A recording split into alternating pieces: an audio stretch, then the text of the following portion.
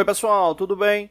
Hoje a gente vai estar dando continuidade nos nossos vídeos aí referentes a teste de conhecimento, né? E vamos estar respondendo a pergunta que foi feita há pouco referente à parte de forjamento, né? Vamos lá, levando em consideração um ciclo completo de forjamento, quais são as 5 fases de martelamento aplicadas a esse processo? Aí tem um detalhe importante, né? Um ciclo completo de forjamento. Quando a gente fala de ciclo completo de forjamento, ele está ligado a peças, material bruto, né? Basicamente, né? Material bruto atingindo ali a zona de austenitização, né? Ou seja, ultrapassando ali a temperatura ali da fase crítica, né? Para que ele venha a ficar com a maior tendência de maleabilidade, né? Ou seja, quando a estrutura se torna ali CFC. Eu vou explicar melhor daqui a pouco essas nomenclaturas, mas só para falar mais sobre essa questão do ciclo completo. Eu faço essa observação porque você não necessariamente precisa das 5 fases, né? Ali para o seu ciclo fechar, né? Mas se você está levando em consideração ali um processo onde você vai ter a peça aquecida e toda transformada até chegar ali ao produto final, vamos assim chamar, né? Normalmente são essas cinco etapas que a gente vai estar comentando. Bom, quando a gente fala do processo de forjamento, a gente tem que lembrar o seguinte, né? Exemplo, esse GIF aí que vocês estão vendo aí, né, onde está sendo prensado a peça, né, e ela está deformando, né, deformando plasticamente, né. O que acontece? Com essas etapas do processo de forjamento, elas também possuem características ligadas a parâmetros. Quem viu o último vídeo referente à soldagem, né, percebeu que a gente comentou sobre essas características, parâmetros. E é a mesma situação para o processo de forjamento. Se no processo de soldagem, né, a análise final, né, vai ficar ali referente à estrutura, né, da junta soldada, né, passando ali por um teste de resistência, análise de metalografia, obviamente, né, que isso ocorre em ensaio mecânico, né, ou seja, você não tem como estar soldando e retirando o material que você está soldando ali para fazer um ensaio, né? Você faz um corpo de prova, né, que vai ser referência com base nos parâmetros utilizados para que eles sejam replicados. No processo de forjamento, né, você vai ter a estrutura final da peça. Né? Você vai ter estrutura. Quando eu digo estrutura final, referente à parte de geometria, né? Ou seja, como é que a peça vai ficar, né? Como é que o blank vai ficar ali no final, referente à geometria, né? Então, existem características dimensionais ali que são mais fáceis de serem identificadas, obviamente, qual você consegue fazer essa verificação ali por uma medição direta, né? Então é mais fácil, né? Só que a gente tem que entender que existem parâmetros, né? Então, quando essas etapas elas vêm ocorrendo, é porque precisa atender o parâmetro final ali do ciclo de fabricação, né? Quando eu digo ciclo de fabricação, referente ali a conformação final da peça, né? Basicamente, quando a gente fala de forjamento, a gente tem que entender que a peça ela precisa esquentar, né? Ou seja, aumentar a temperatura dentro de um parâmetro confiável ali para o processo, né? Ou seja, para a peça ficar mais maleável, né? Ela precisa estar entrando ali na fase CFC, né? Cúbica de face centrada, tomando como referência a estrutura de um aço comum, né, que traz ali nos seus microconstituintes ali perlita e ferrita. A gente tem que entender que quando ocorre o processo do aquecimento, né, quando a gente fala aquecimento, tem que levar em consideração ultrapassando a temperatura crítica, né, a gente começa a ter a peça começa a ter a mudança ali de perlita para austenita, né? Ou seja, ela estava na estrutura CCC, né, cúbica de corpo centrado, né? Ou seja, os átomos estavam mais próximos ali do centro do cubo, né? E essa reorganização ela se altera, né? Ou melhor, né, essa organização se altera, né, tendo uma nova reorganização e consequentemente atingindo características necessárias aí para o processo de forjamento, né? A gente fala muito dessas características aí ligadas ao tratamento térmico, né? Mas para o processo de forjamento, como vocês estão vendo também, é preciso essa verificação. E também entra a questão do parâmetro, né? Como força de prensagem, que é no caso ligado ali ao martelamento. Né? A gente tem características referentes ali à temperatura e as características do próprio metal, né? Que são características muito importantes, porque se você tem um parâmetro ali já estabelecido com base em testes, né? É importante que aquele material ele tenha, né, a mesma consideração de microconstituintes, né, a parte estrutural dele, dentro ali de uma tolerância específica. Né? Bom, então vamos lá. As 5 fases. Na primeira fase do estiramento, né, que é basicamente ali para dar conformidade para entrar nos moldes, né, é basicamente uma sequência de moldes, né, para poder dar a conformação final. Entra aí na sequência a fase do arredondamento, né, ou seja, começa a ter uma forma. Né, quando a peça ela passa por características ali necessárias de dobra, né, essa peça aqui que está aparecendo no GIF aí ao lado, você pode observar que ela tem dobra, né, então ela já é dobrada, né, depois que ela já tem uma certa conformação.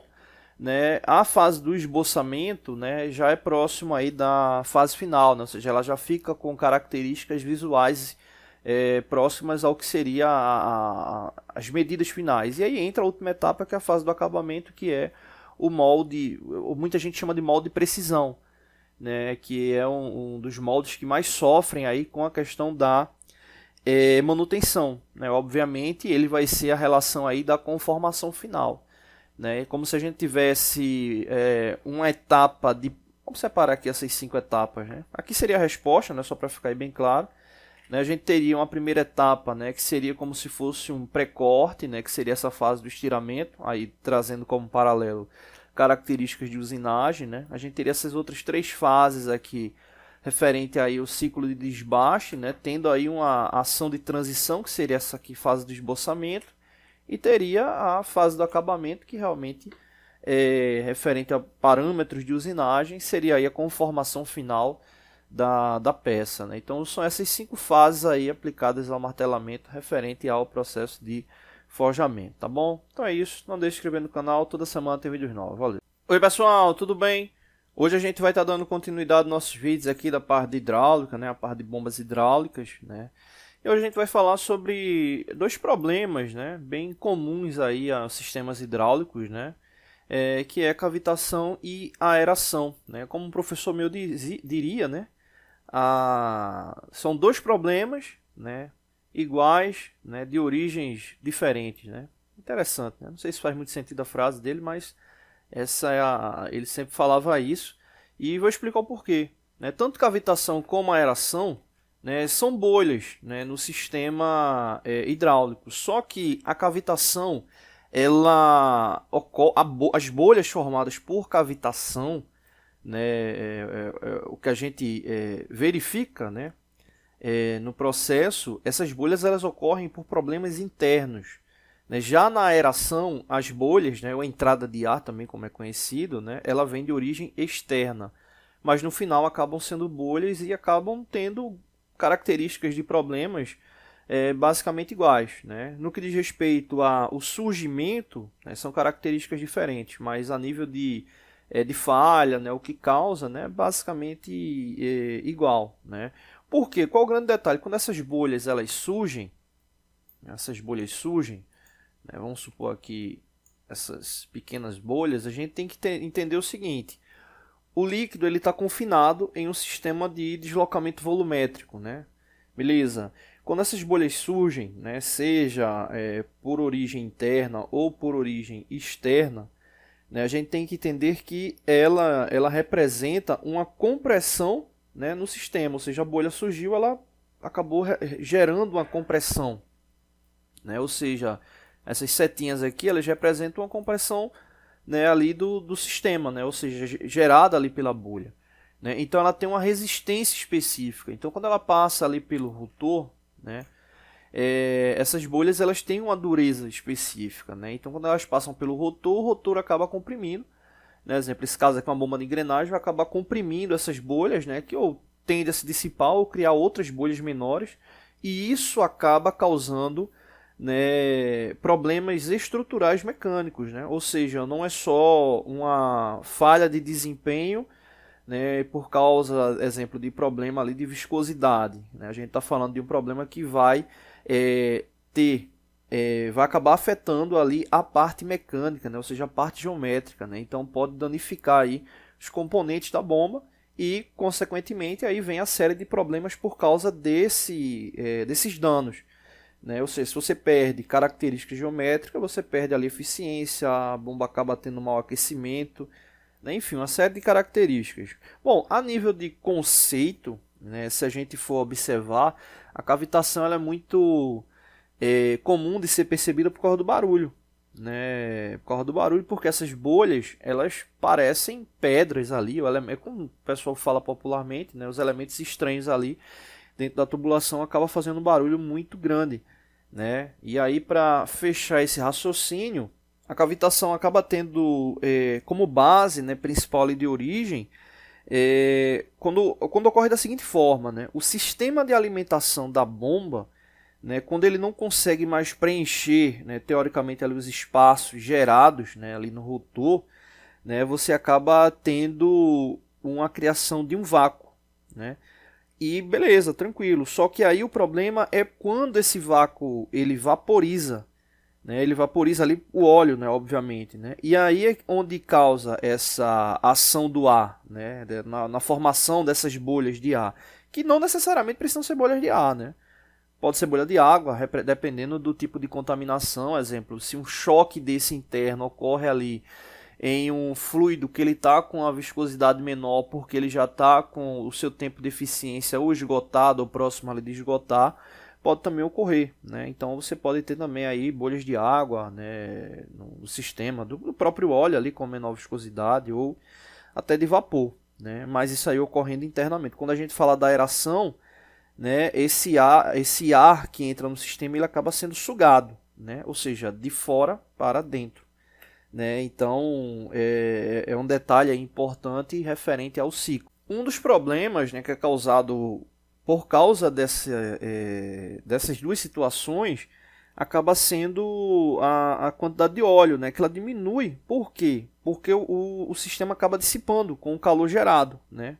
Gerado por onde? Pelo calor, o calor de novo, ó, ele acaba sendo gerado pelo atrito, né, dessas bolhas que vão chocando ali nos elementos internos, né? Ou seja, acaba gerando uma dissipação de energia, que aí vai ocorrer aí na forma de calor, né? E aí flanges, a tubulação nem tanto, né? A tubulação nem tanto, mas flanges, os elementos ali de rotor acaba ocorrendo um desgaste.